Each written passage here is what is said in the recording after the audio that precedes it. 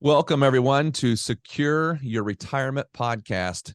We are a super happy and excited to have with us today Heather Schreiber. And Heather, just to kind of give you a little bit of understanding of what her relationship is with us, is we actually hire Heather as a consultant to help us think through and keep up with the many different variations of Social Security planning.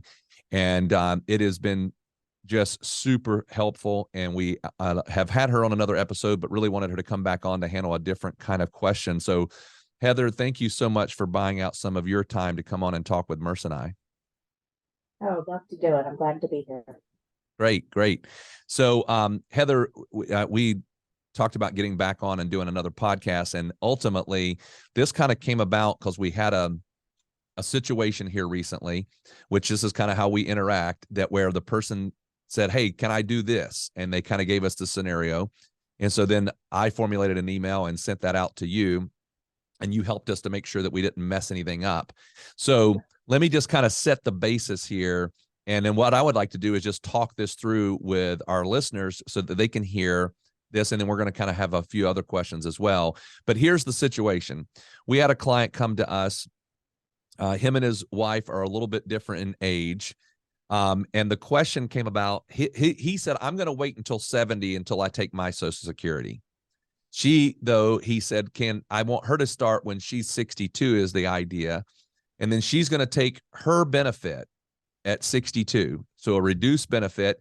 And then then what I want to know is that if I were to pass away, will she step up and get my benefit?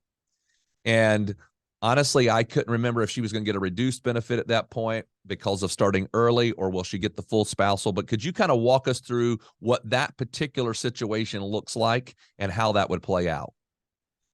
Sure. So a couple things. Let's sort of deconstruct it a little bit. So, you've got obviously a disparity in the income benefits, which is always something we want to pay attention to. And so the fact that he was going to wait until 70 means that if he predeceases her, which was the initial question, what happens to the benefits? Well, the first thing that happens that some people don't know is when you're married and one of the two in the couple passes away, the higher benefit is what remains. So the fact that she took at 62 doesn't negatively impact her ability to step up to the survivor benefit. Now, the difference between a spousal benefit while living, so meaning when they're both alive. So if she were entitled to, and I think we got into this too. So if she were entitled to a higher benefit once he filed, so that's the other thing is that I think that became part of our conversation is that Yes. she filed at 62. She had earned her own retirement benefit. But of course, any benefit that you take prior to your full retirement age, whether it's your own, a spousal benefit, even an ex-spousal benefit, or a survivor benefit, any benefit that you take before your full retirement age does come with a reduction. And the theory is you're getting it for essentially a longer period of time, all things remaining equal. And so it's reduced. Well, with spousal benefits, the maximum spousal benefit that she could collect would be 50% of his full retirement age benefit. So notice you said he was waiting until 70. So during lifetime, she's only entitled to 50% of his full retirement age benefit.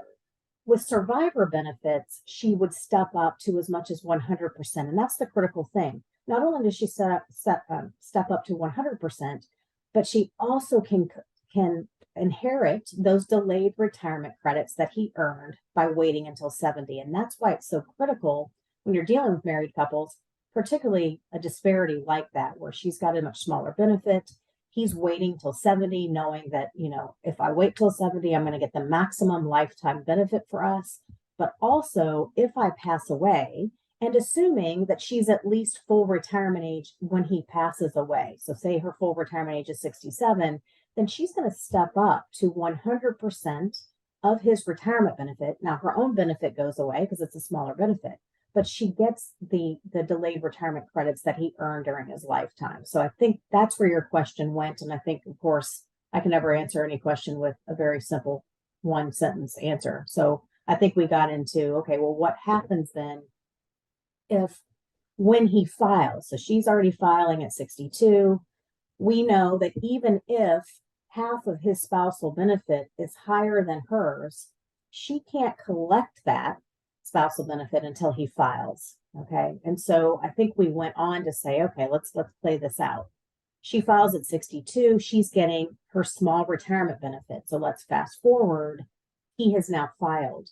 That's the critical ingredient for determining, okay, so now he's filed. A question I get all the time, and where we went with that conversation was, but what if half of his benefit's higher than her own retirement, her own reduced retirement benefit? And I said, she can step up, but that benefit's going to be added, that difference between his greater spousal benefit under his record and her reduced retirement benefit, that difference is going to be added to her reduced benefit. And so instead of getting the full 50%, she'll get slightly less than that because she filed for her own benefit early. So as you can see, there's so much complexity to Social Security benefits, and it's hard for even those of us that talk about it all the time to get it all straight. But the big takeaway is with respect to particularly a wide disparity in income benefits, I don't have a rule of thumb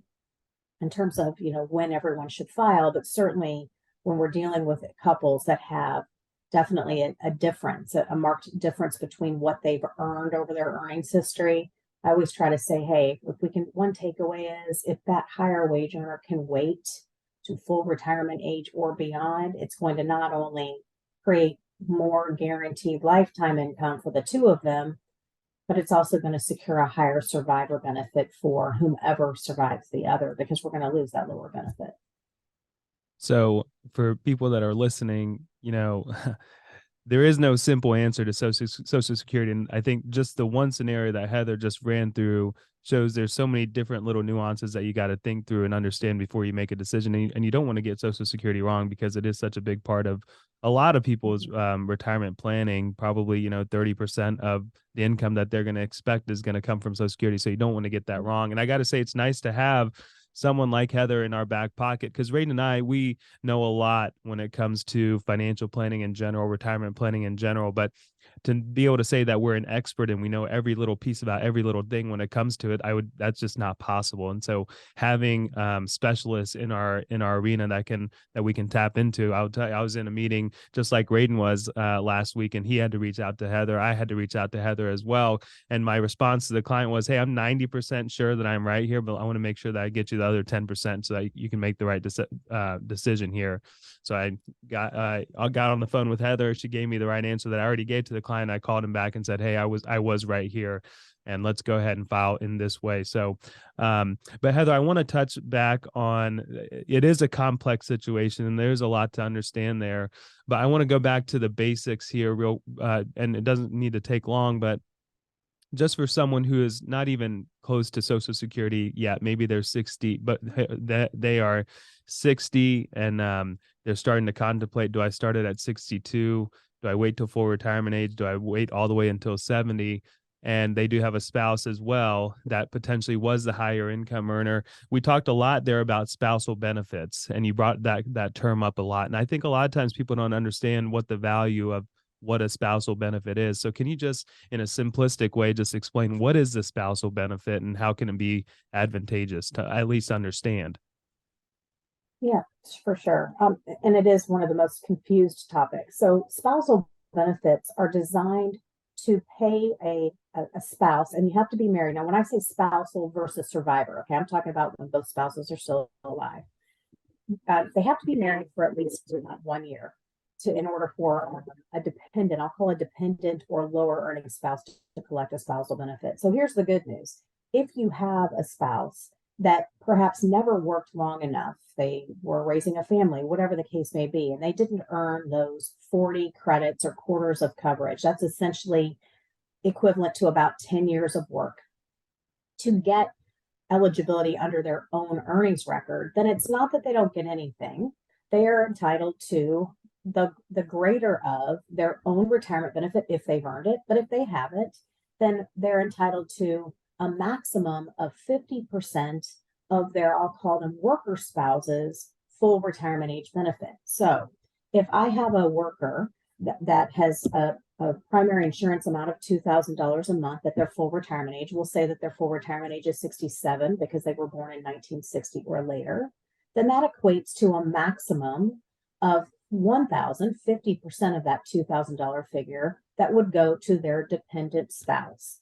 Again, have to be married for 12 months. The other critical ingredient is that the worker spouse has to file for the benefit. And that's one of the questions I get. Well, when can my dependent spouse collect a benefit under my record? And the answer is you have to file. As the worker, you have to file first. So often it becomes sort of a challenge to decide, to balance.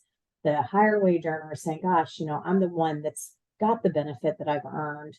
I have to file in order for my dependent spouse to collect a benefit. But then I also know that the value of waiting a little bit longer is going to help us long term, because the reality is people are living longer.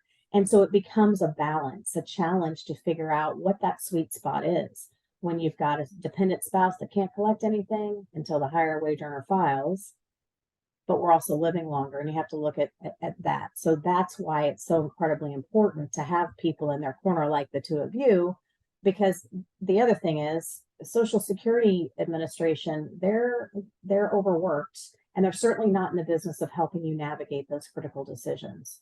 And so that's something that you really need to work with someone like you two to make sure that they are really dotting their I's and crossing their T's. Yeah, I'd like to go back and just clarify one thing that you said there on the spousal benefit. And I think sometimes with spousal benefit, we get caught up in simplicity of, it's you either get your own benefit or you get half of your spouse's.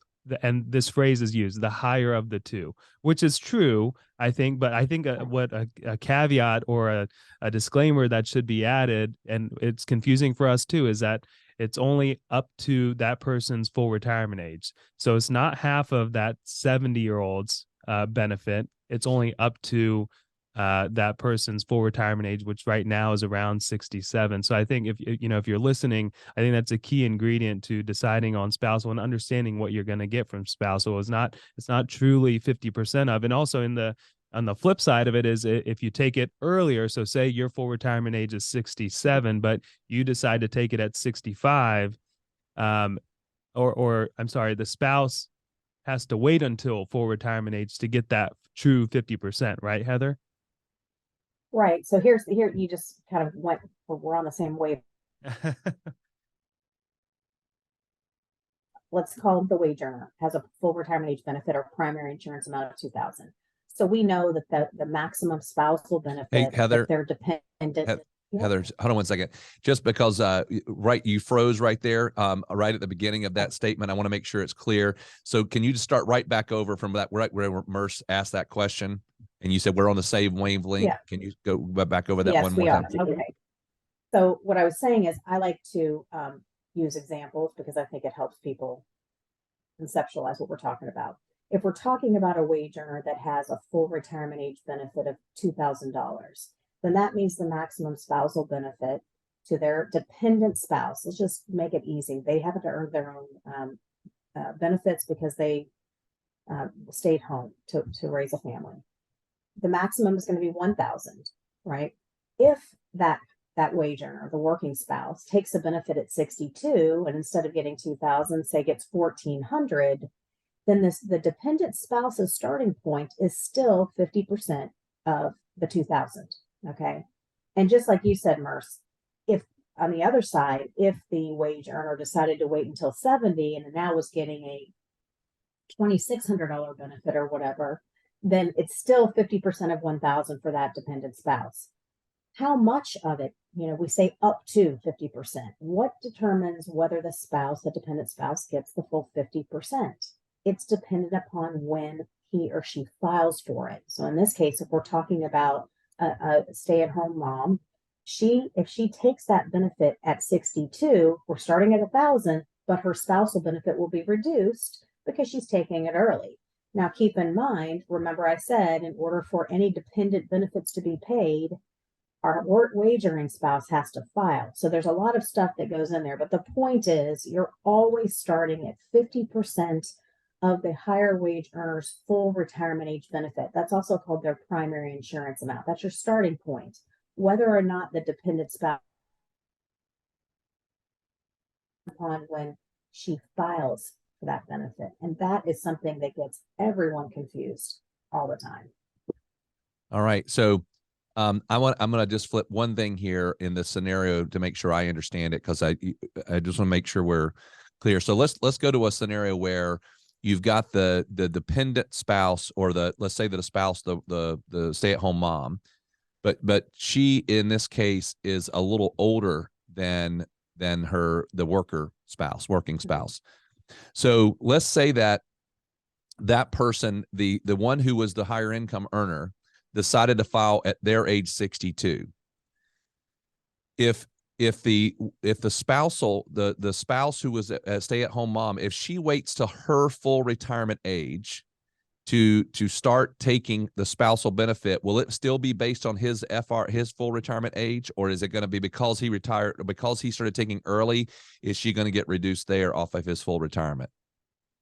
Nope. Remember, it doesn't matter that he filed early. Her starting point is always 50% of his full retirement age benefit.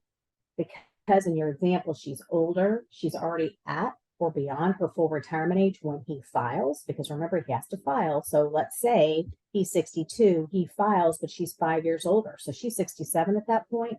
She's going to get that full $1,000 because she's at full retirement age, even though he's only getting $1,400. She's not going to get half of 700 or half of 1,400. She's going to get the full 1,000 because she herself is at full retirement age when she becomes eligible for that spousal benefit. So yeah, it's fun to sit here and talk to you about it, and it all makes sense in this moment, but then it all kinds of blends back together in one big pile of mush, really, when we leave this conversation. So and I feel like that's probably the same for anyone that's thinking about whether or not to turn on Social Security and how it all works. So just know that we're happy to help you understand it, and know that we have Heather in our corner also as well. Heather, I think there's one more topic that I want to touch on. There's been some strategies. There's a ton of strategies, but there's some that have all but gone away. There's a file and suspend method that's now gone, so there's no reason to talk about that. But there is a restricted application that is starting to go away. I think in our pre-talk here, you mentioned that there's not many options left to use it, but I think it'll be good for people to understand what that is and what age they would have to be to even qualify for that. All right. It is a common question. So the question that kind of aligns with that restricting an application strategy is, if I'm entitled to both a spousal benefit, I'm married, and I'm also entitled to my own benefit, can I choose to take only the spousal benefit first and hold my own retirement benefit out of that application? Why would I want to do that? Well, people say, well, I want to get half of his or hers right now, and I want to let my own benefit continue to earn those delayed retirement credits from my full retirement age up into age 70. That is a very common question. And before the Bipartisan Budget Act, which, believe it or not, was 2015, but we're still talking about it, that was a viable strategy. And a lot of married couples who had sage advice from people knew that they could use it. Now that strategy only applies to a very small demographic, and it's for people that are going to be 70 by January 1st of next year. So they had to have been born before January 2nd, 1954. So those are the folks that are 69 right now, have chosen to not take their own retirement benefit. So they said, I'm the higher wage earner. It's usually the person that does this. I'm the higher wage earner. I might still be working. I know that to secure the highest lifetime benefit for myself and my spouse, I should wait. They have the opportunity, if they haven't yet filed, to file what's called a restricted application. That as long as their spouse has either filed for their own benefit or is willing to, they can say, okay, I want to take a spousal benefit while my own is earning delayed retirement credits. But again, these folks have to be 69 or 69, anywhere between 69 and turning 70 by January 1st of 2024. So this group of folks that can do it is a very small group of folks, but anyone listening to this needs to call the two of you, because I do run into it on occasion where people had no idea that, perhaps like in your example, they were the higher wage earner was waiting until 70. That's the plan.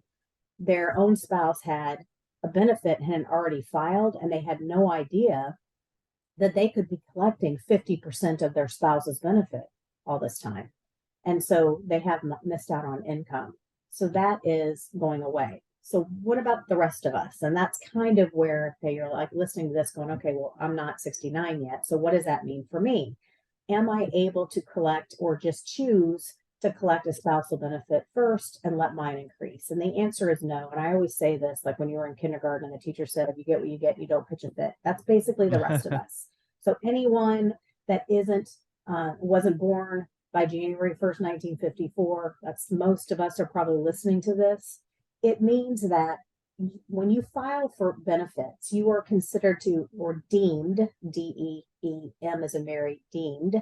You're a deemed filer. And that means that you cannot select only one type of benefit to file. If you have earned one. Hey, hold or on a one second, spousal Heather. benefit. I hate to interrupt you, but you went out just one more time. You said, I'm going to bring you back here. I don't know whose internet here's off a little bit, but I'm going to have him go in and fix all this. But go back, and you said you went through the deemed and then pick up right after the deemed comment. Okay. Yeah. So the deemed filing means that you cannot select a benefit to choose from. You're basically putting all your tickets in the hat for both your own retirement benefit if you've earned one, or a spousal, and sometimes ex-spousal benefits, which we can talk about ex-spousal. So that essentially means that if you have earned your own retirement benefit because you've worked at least 10 years, then that benefit, when you file, is always going to be paid first. Social Security wants to pay your own retirement benefit before they pay any benefits under any other records. That makes sense. So the people that will be entitled to spousal benefits will be only those that spousal benefit produces a greater benefit than their own retirement benefit. Okay. And that's like we were talking in the case that we were talking about, is that, the lower wage earner went ahead and filed at 62. Perhaps she had a very small benefit. Maybe it was $500 a month. Who knows? So that benefit's always going to be paid first. And then when her spouse files, then Social Security says, okay, let's compare her own retirement benefit with what she could collect as a spouse. If there's a difference, that difference is added on to her retirement benefit so that she gets the greater of the two. And Merce, that's where that greater of the two comes from. So the moral of the story is spousal benefits can be paid, but it's only going to be paid for the rest of us, for those of us that aren't turning 70 by January 1 of 2024, if it produces a higher benefit than our own retirement benefit. Our retirement benefits are always going to be paid before any other auxiliary benefits are paid under a spouse or an ex-spouse. All right. Well, I tell you, Heather, it's just amazing to go through, and it's so helpful. But I think at this point, our brains are starting to hurt a little bit on Social Security. So we do know, though, that these topics, we love hopping on and talking to you about this, and we love having you as a resource. And so we appreciate, again, you coming on and answering these questions. We have a blog that'll be written on this as well. So we appreciate being able to have this stuff in writing so that we can go back and reference it as a guide. But we will and would love to have you come back on and handle other Social Security questions in the future. Maybe we won't wait as long as we did on this one before we have you back on. But thank you so much. We certainly do appreciate it. You're welcome. It's a pleasure to be here.